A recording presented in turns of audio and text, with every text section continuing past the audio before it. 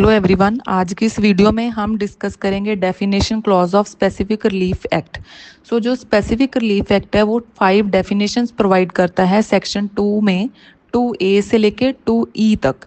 First definition is 2A जो deal करता है obligation. What is obligation? Obligation क्या होता है? First thing we need to know कि ये सिर्फ एक लीगल ऑब्लिगेशन की बात करता है, ये कोई मॉरल या कॉन्ट्रेक्चुअल ये कोई मॉरल, सोशल या रिलीजियस ड्यूटीज की बात नहीं करता। It only talks about legal obligation. तो लीगल ऑब्लिगेशन होती क्या है? लीगल ऑब्लिगेशन बेसिकली वो ड्यूटी होती है which is enforceable by law.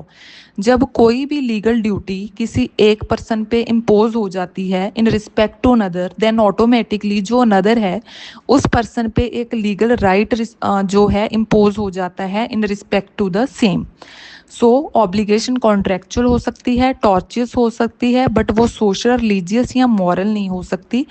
For example, किसी पर्सन को डिफेम ना करना तो वो टॉर्चियस है, वो एक लीगल ऑब्लिगेशन है। किसी को न्यूसेंस क्रिएट ना करना वो एक लीगल ऑब्लिगेशन है। This is the obligation, legal obligation. It is a bound action जो किसी पर्सन को रिस्ट्रेन करता है कोई भी चीज़ ना करने से।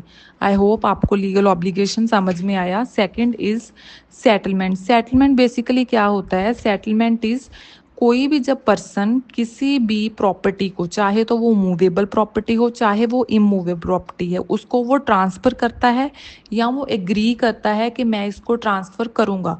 दैट में भी प्रेजेंट हो गया तो फ्यूचर हो गया, लेकिन इंटरवाइवर्स, इंटरवाइवर्स मतलब during the life time person living होने चाहिए, पर्सन डेड नहीं होने चाहिए। तो क्या है के डॉक्यूमेंट या इंस्ट्रूमेंट जिसके साथ मूवेबल इमूवेबल प्रॉपर्टी को ट्रांसफर किया जाता है और agreed to be transferred inter vivos means during the lifetime. तो जो ये ट्रांसफ़र है वो to more than one person भी हो सकता है। जब ये transfer to more than one person होता है तो उसको हम सक्सेसिव इंटरेस्ट बोलते हैं।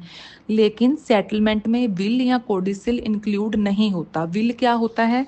किसी भी पर्सन की इंटेंशन कि जब मेरी डेथ हो जाए उसके बाद जो प्रॉपर्टी है वो किसको जाएगी। और कोडिसिल क्या होता है? जो विल में कोई से भी तरह की अल्ट्रेशन या एडिशन होती है उसको हम कोडिसिल बोलते हैं।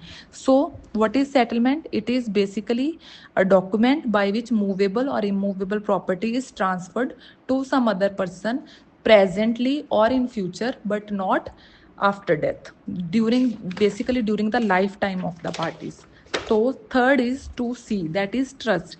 ट्रस्ट का सेम मीनिंग होगा जो Indian Trust Act section 3 provide करेगा 1882 में। What we need to know is trust में 3 पर्सन होते हैं। एक होता है ऑथर जो वो ट्रस्ट को क्रिएट करता है, एक होता है ट्रस्टी जिसके जो मतलब एक्सेप्ट करता है जो भी हमने ट्रस्ट क्रिएट किया या कॉन्फिडेंस क्रिएट किया उस ट्रस्ट को जो एक्सेप्ट करता है वो है ट्रस्टी। और जिसके बेनिफिट के लिए हम वो ट्रस्ट क्रिएट करते हैं वो होता है बेनिफिशरी। तो ये 3 पर्सन्स होते हैं जो एक ट्रस्ट को कंप्लीट करते हैं।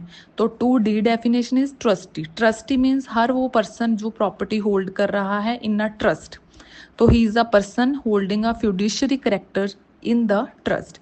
2E लास्ट इज 2E यही बोलता है कि जो भी वर्ड्स या जो भी एक्सप्रेशंस SRA में यूज़ किए गए हैं लेकिन वो SRA में डिफाइंड नहीं है। For example miss representation word हो गया, मिस्टेक हो गया, वॉइडेबल हो गया, जो SRA में डिफाइन नहीं है लेकिन यूज़ किए गए हैं, देन उन वर्ड्स का वो सेम मीनिंग होगा जो हम इंडियन कॉन्ट्रैक्ट एक्ट में पढ़ते हैं।